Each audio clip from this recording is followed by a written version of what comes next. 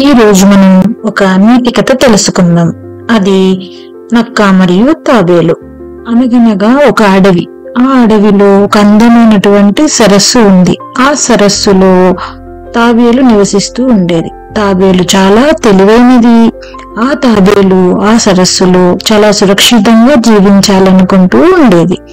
అదే విధంగా ఆ అడవిలో ఒక జిత్తుల మారి అయిన గుంటనక్క కూడా నివసిస్తూ ఉండేది. అది అనుకోకుండా ఒకరోజు నిద్రిస్తున్న తాబేలును చూసింది. వెంటనే దాని మనసులో ఒక ఆలోచన వచ్చింది. అమ్మయ్య, నాకు చాలా రుచికరమైనటువంటి భోజనం లభించనుంది అని నక్క చాలా సంతోషపడింది. వెంటనే నక్క తాబేలు దగ్గరికి వెళ్ళి, అయ్యో తాబేలు, ఏంటి నీవు చాలా బలహీనంగా ఉన్నావు అని తాబేలుకి అనుమానం వచ్చింది.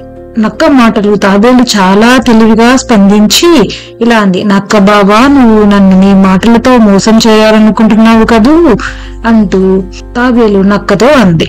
నీ మాటలకు నేను మోసపోను, నన్ను నేను ఎలా రక్షించుకోవాలో నాకు తెలుసు అని అంది తాబేలు నక్కతో.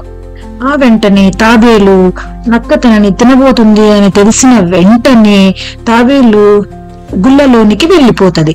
కానీ నక్క విరవకుండా దాన్ని తినడానికి ప్రయత్నిస్తుంది. కానీ దాని ప్రయత్నం ఫలించలేదు. తాబేలు అలా చేయడంతో నక్క అక్కడి నుంచి నిరాశతో వెళ్లిపోయింది. తాబేలు తన సాహసం, తెలివితేటలతో తనను తాను నక్క నుంచి కాపాడుకుంది. దీనిలోని నీతి ఏమనగా, సహనం మరియు తెలివితేటలు మనల్ని ప్రమాదాల నుంచి రక్షిస్తాయి.